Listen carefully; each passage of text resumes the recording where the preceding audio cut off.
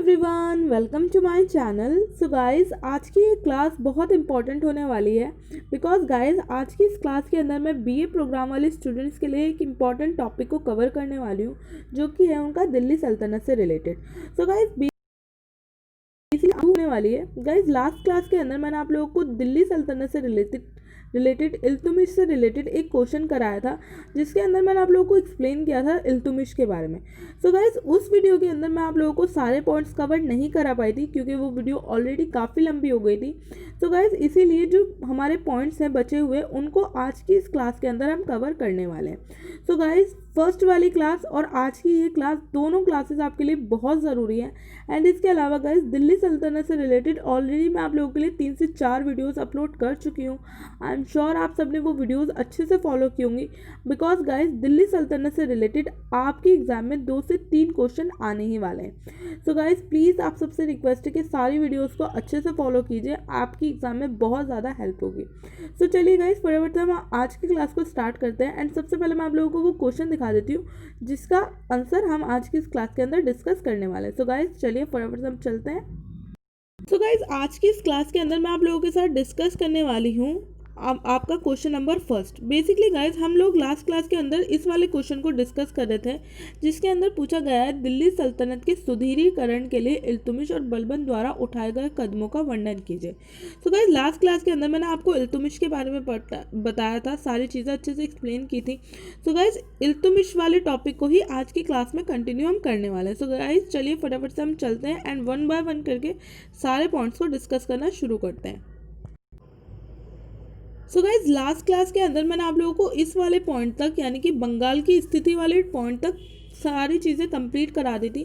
इस पॉइंट को मैंने आप लोगों को अच्छे से एक्सप्लेन कर दिया था। सो गाइज, उम्मीद करती हूँ आप में से ज़्यादातर स्टूडेंट ने फर्स्ट वाली वीडियो देख ली होगी। अगर नहीं देखी तो प्लीज़ गाइज उस वीडियो को देख लीजिएगा, उसकी लिंक आपको ऊपर आई बटन में मिल जाएगी। सो गाइज, आज की इस क्लास के अंदर हम जिस पॉइंट से शुरू करने वाले हैं, जो हमारा पॉइंट नंबर फर्स्ट होने वाला है, वो होने वाला है मंगोलों की समस्या। सो गाइज चलिए फटाफट से हम डिस्कस करना शुरू करते हैं।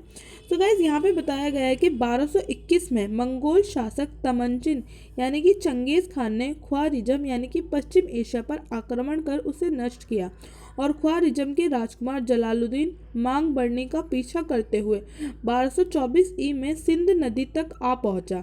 जलालुद्दीन द्वारा इल्तुमिश से संरक्षण मांगने पर इल्तुमिश ने मना किया। इसी के साथ चंगेज़ खान भी जलालुद्दीन का पीछा करते हुए भारत से चला गया तथा मंगोलों के आक्रमण का खतरा टल गया। तो गाइज, इस पॉइंट के अंदर बेसिकली ये बताया गया है कि 1221 के अंदर मंगोल का एक शासक था जिसका नाम था तमंचिन, जिसको हम चंगेज़ खान के नाम से जानते हैं। आई एम श्योर गाइज आप सबने ये नाम सुना ही होगा। उसने पश्चिम एशिया, जिसे उस टाइम पे ख्वारिज़म भी कहते थे, उस पर आक्रमण कर उसे नष्ट कर दिया। तो गाइज, जब ख्वारिज़म नष्ट हो गया तो उस टाइम पे जो वहाँ का राजकुमार या जो भी शासक था उसका नाम था जलालुद्दीन मांग बर्नी। वो भारत आ गया हेल्प मांगने के लिए। तो जब वो भारत आया तो उसे पता चला भारत में दिल्ली सल्तनत का शासन है और दिल्ली सल्तनत के अंदर इस वक्त इल्तुमिश का शासन चल रहा है। तो उसने इल्तुमिश से अपने लिए संरक्षण मांगा, अपने लिए हेल्प मांगी ताकि वो चंगेज़ खान से बच सके। क्योंकि गाइज, ऐसा कहा जाता है चंगेज़ खान के बारे में कि चंगेज़ खान एक बहुत ज़्यादा खूंखार शासक था।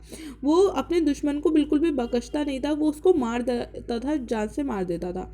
सो गाइज, इसी चीज़ को देखते हुए जो जलालुद्दीन है उसने इल्तुमिश से हेल्प मांगी, लेकिन इल्तुमिश कहीं ना कहीं इस बात जानता था कि अगर वो जलालुद्दीन की हेल्प करेगा तो कहीं ना कहीं वो चंगेज़ खान से दुश्मनी मोल लेगा, जो कि वो बिल्कुल नहीं चाहता था। क्योंकि चंगेज़ खान एक बहुत ज़्यादा खूंखार शासक था, उसके अंदर बिल्कुल भी दया की भावना कुछ नहीं था, वो सिर्फ जीत में यकीन रखता था। तो इल्तुमिश नहीं चाहता था कि जलालुद्दीन की हेल्प की वजह से चंगेज़ खान उसका दुश्मन बने और इसी वजह से चंगेज़ खान की जो दृष्टि है वो भारत पे पड़े। क्योंकि अगर एक बार चंगेज़ खान ने भारत के ऊपर आक्रमण कर दिया, दिल्ली सल्तनत के ऊपर आक्रमण कर दिया, तो दिल्ली सल्तनत पूरी तरह से नष्ट हो जाएगी और फिर यहाँ पे बिल्कुल जंगल राज हो जाएगा। सो गाइज, इसीलिए इल्तुमिश ने क्या किया, इल्तुमिश ने उसको मना कर दिया। किसको? चंगेज़ खान को। जलालुद्दीन को इल्तुतमिश ने संरक्षण देने से मना कर दिया और इसी के साथ फिर जलालुद्दीन जब भारत से गया तो उसका पीछा करते हुए जो चंगेज़ खान है वो भी भारत से चला गया और इस तरह से जो मंगोलों के आक्रमण का खतरा है वो टल गया। सो गाइज इस तरह से ये सारी चीज़ें हुई। आई एम श्योर आपको चीज़ें अच्छे से क्लियर हो गई होंगी, ये पॉइंट आपको समझ आ गया होगा। गाइज हम बढ़ते हैं हमारे नेक्स्ट पॉइंट की तरफ जो कि है दिल्ली को राजधानी बनाया। सो गाइज यहाँ पे बताया गया है कि इल्तुतमिश प्रथम मुस्लिम शासक था जिसने दिल्ली को राजधानी बनाया। गाइज मैं आप लोगों को थोड़ा सा हिस्ट्री और ज़्यादा डिटेल में लेकर चलती हूँ। गाइज दिल्ली सल्तनत की शुरू होने से पहले या फिर अगर हम कहें मुस्लिम शासन शुरू होने से पहले भारत में जो भारत का मेन राजनीतिक केंद्र था वो था मगध। चंद्रगुप्त मौर्य एंड इसके अलावा जितने भी फेमस शासक हुए हैं उन सब ने मगध को अपने राजनीति का केंद्र बनाया। मगध उस टाइम पे सेंट्रल पॉइंट हुआ करता था। लेकिन गाइस जैसे भारत के अंदर विदेशी आक्रमणकारी घुसे, जैसे विदेशी आक्रमणकारी आना शुरू हुए, खास तौर पे जो मुस्लिम शासक थे उन्होंने दिल्ली को अपना केंद्र बनाया। आई एम श्योर आप लोगों ने हिस्ट्री थोड़ी बहुत तो पढ़ी होगी इस क्लास से पहले, तो जब भी आप लोग हिस्ट्री पढ़ेंगे आप लोग देखेंगे दिल्ली सल्तनत के शुरू होने से पहले का जो टाइम पीरियड है उसके अंदर हमें ज़्यादातर जो डिटेल मिलती है वो मगध से रिलेटेड मिलती है।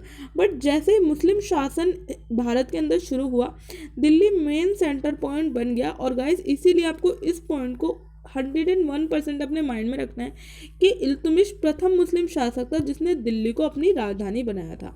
सो गाइज ये चीज़ आपको अपने एग्जाम में ज़रूर मेंशन करनी है, आपके लिए बहुत ज़्यादा हेल्पफुल होगी। सो गाइज अब हम बढ़ते हैं हमारे नेक्स्ट पॉइंट की तरफ जो कि है इल्तुतमिश के शत्रु। इल्तुतमिश के शत्रु, इसके समय में अनेक इक़्तिदारों ने विरोध कर दिल्ली को घेर लिया। कबीरुद्दीन अय्याज ने मुल्तान पर अधिकार कर लिया। मलिक मोहम्मद सलारी ने बदायूं पर अधिकार कर लिया। मलिक सैफुद्दीन कूची ने हास पर अधिकार कर लिया। इनके विद्रोह को दबाने के लिए रुकनुद्दीन दिल्ली से बाहर गया। उसकी अनुपस्थिति का फायदा उठाते हुए रज़िया ने दिल्ली के समर्थन से रुकनुद्दीन की मां व रुकनुद्दीन की हत्या करवा कर स्वयं शासक बनी। इल्तुतमिश के समय में भी अलाइदोज व कुबाच के साथ टकराहट बनी। 1215 में इल्तुतमिश ने तराइन के तीसरे युद्ध में अलाइदोज कुबाच को पराजित कर सिंधु नदी में डुबोकर मार डाला। सो गाइस इल्तुतमिश के बहुत सारे शत्रु हुए जिन्होंने अलग अलग टाइम पे अलग अलग जगह पर अधिकार कर लिया, जैसे कि बदायूं, मुल्तान और इस तरह से। इसके अलावा जब दिल्ली सल्तनत में ये सारे विद्रोह चल रहे थे तो इन विद्रोह को दबाने के लिए जिसको भेजा गया उसको भी मार डाला गया। किसके द्वारा? रज़िया सुल्तान के द्वारा। इस तरह से गाइस इल्तुतमिश ने अपने पूरे जीवन काल में काफ़ी सारे युद्ध लड़े, काफ़ी सारे दुश्मनों का सामना किया। सो गाइज आप लोगों को इस पॉइंट को ध्यान रखना है, इम्पॉर्टेंट है। तो गाइज अब हम बढ़ते हैं हमारे नेक्स्ट पॉइंट की तरफ जो कि है इल्तुतमिश के निर्माण कार्य। स्थापत्य कला के अंतर्गत इल्तुतमिश ने कुतुबुद्दीन ऐबक के निर्माण कार्य कुतुब मीनार को पूरा करवाया। भारत में संभावित पहला मकबरा निर्मित करवाने का श्रेय भी इल्तुतमिश को दिया जाता है। इल्तुतमिश ने बदायूं की जामा मस्जिद व नागौर में अतारकिन का दरवाजे का निर्माण करवाया। उसने दिल्ली में एक विद्यालय की स्थापना करवाई। सो गाइस इल्तुतमिश के निर्माण कार्य भी हमारे इतिहास में काफ़ी ज़्यादा फेमस हैं और जो उसकी सबसे फेमस कृति मानी जाती है वो मानी जाती है कुतुब मीनार। बेसिकली गाइस कुतुब मीनार को लेकर काफ़ी सारी चीज़ें जो कि कंफ्यूज करती हैं इतिहास के अंदर, लेकिन मैं आप लोगों को एक्सप्लेन करने की कोशिश करती हूँ गाइस। बेसिकली कुतुब मीनार को जो स्टार्ट करवाया था वो करवाया था कुतुबुद्दीन ऐबक ने, जो कि इल्तुतमिश का मालिक था, इल्तुतमिश जिसका गुलाम था उसने। लेकिन इसको पूरा करवाने से पहले ही कुतुबुद्दीन ऐबक की मृत्यु हो जाती है, जिसके बाद कुतुब मीनार को जो इल्तुतमिश था उसने पूरा करवाया और आज भी दिल्ली के अंदर कुतुब मीनार है और काफ़ी ज़्यादा फेमस है। तो गाइस आपको कुतुब मीनार का ध्यान रखना है कि बेसिकली इसको किसने स्टार्ट करवाया, किसने पूरा करवाया। तो गाइस आगे जब हम बढ़ते हैं, इसके अलावा इल्तुतमिश ने बदायूं में एक जामा मस्जिद बनाई, इसके अलावा एक दरवाज़ा बनवाया। इस तरह से ये कुछ महत्वपूर्ण कार्य हैं जो कि आप लोगों को ध्यान रखने हैं, जो कि इल्तुतमिश द्वारा किए गए थे। इसके बाद गाइस जो हमारा नेक्स्ट पॉइंट है वो है इल्तुतमिश की मृत्यु। तो गाइस इसके अंदर बताया गया है कि बयाना पर आक्रमण करने के लिए जाते समय मार्ग में इल्तुमिश बीमार हो गया। इसके बाद इल्तुमिश की बीमारी बढ़ती गई। अंततः अप्रैल 1236 में उसकी मृत्यु हो गई। इल्तुमिश प्रथम सुल्तान था जिसने दो आबा के आर्थिक महत्व को समझा था और उसमें सुधार किया था। इल्तुमिश का मकबरा दिल्ली में स्थित है जो एक कक्षीय मकबरा है। सो गाइस, इस तरह से जो इल्तुमिश की जो डेथ हुई है वो हुई है बीमारी के कारण। बेसिकली इसे किसी ने मारा नहीं है। और कब हुई है डेथ, ये आप लोगों को ध्यान रखना है 1236 में, जब वो एक अभियान के लिए जा रहा था। इसके अलावा आपको ये भी ध्यान रखना है इल्तुमिश का मकबरा कहाँ है। सो गाइस, ये वाला पॉइंट भी इंपॉर्टेंट है, आप इसको ध्यान रखिएगा। अब हम बढ़ते हैं हमारे नेक्स्ट पॉइंट की तरफ। गाइस, हमारा नेक्स्ट पॉइंट है इल्तुमिश का उत्तराधिकारी। रजिया जो सुल्तान की पुत्री थी को इल्तुमिश ने अपने जिंदा रहते हुए ही उत्तराधिकारी घोषित कर दिया था, क्योंकि सुल्तान का बड़ा पुत्र नसीरुद्दीन महमूद प्रतिनिधि के रूप में बंगाल के शासन कर रहा था। यहाँ पर रहते हुए 1229 में नसीरुद्दीन की मृत्यु हो गई तथा अन्य पुत्र अयोग्य थे, जिसके कारण रजिया को उत्तराधिकारी घोषित किया गया। रजिया भारत की पहली मुस्लिम शासक थी।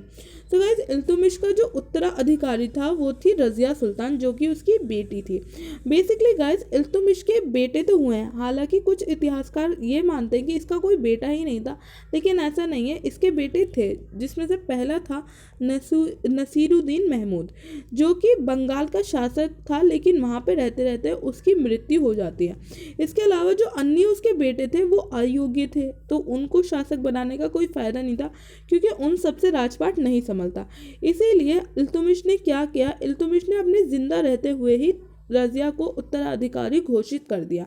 और ये पॉइंट आपको मोस्ट इंपॉर्टेंट ध्यान रखना है गाइस कि रजिया भारत की पहली मुस्लिम शासक थी। इनफैक्ट गाइस, जितना भी हमारा ये पूरा टाइम पीरियड चलता है मुस्लिम शासन का, चाहे दिल्ली सल्तनत की बात करें या फिर हम मुगल वंश की बात करें, तो गाइस बहुत ज़्यादा कम ऐसी वुमेन्स हुई हैं जिनका इसके अंदर इनरोलमेंट था, जो इसके अंदर इन्वॉल्व थी। सो गाइस, आप लोगों को इन सारे पॉइंट्स को ध्यान रखना है। उम्मीद करती हूँ कि आज की ये वीडियो आप लोगों के लिए हेल्पफुल रहेगी गाइस। सो गाइस, अगर आप लोगों को ये क्लास अच्छी लगी हो, मेरी मेहनत अच्छी लगी हो, तो प्लीज़ गाइस इस वीडियो को ज़्यादा से ज़्यादा लाइक कीजिएगा। आज की वीडियो का टारगेट हमारा 500 लाइक्स है, तो गाइस मैं देखना चाहती हूँ कि आप लोग इस टारगेट को कब तक पूरा करते हैं। इसके अलावा गाइस, अगर इसके अलावा आप लोगों को कोई और वीडियो, कोई और टॉपिक बहुत ज़्यादा इंपॉर्टेंट लगता है, तो वो भी आप मुझे कमेंट कर सकते हैं, या फिर इस वीडियो में अगर आपको कुछ समझ ना आया हो तो वो आप मुझे कमेंट कर सकते हैं। साथ के साथ गाइस, आपके जितने भी फ्रेंड्स हैं जो कि SOL के अंदर स्टडी कर रहे हैं, या फिर जो भी दिल्ली सल्तनत से रिलेटेड कुछ जानना चाहता है, गाइस उन लोगों को आप ये वीडियो शेयर कीजिए। एंड अगर आप लोग चैनल पर पहली बार आए तो गाइस, अगर आप लोग हमारी फैमिली का हिस्सा बनना चाहते हैं तो चैनल को ज़रूर सब्सक्राइब कीजिएगा। आई एम श्योर आगे फ्यूचर में भी मैं आप लोगों के लिए इतनी ही अच्छी वीडियोस लाती रहूँगी। सो गाइस, आज की इस क्लास में बस इतना ही। मिलती हूँ मैं आप सबसे अपनी नेक्स्ट क्लास के अंदर। तब तक के लिए थैंक यू सो मच।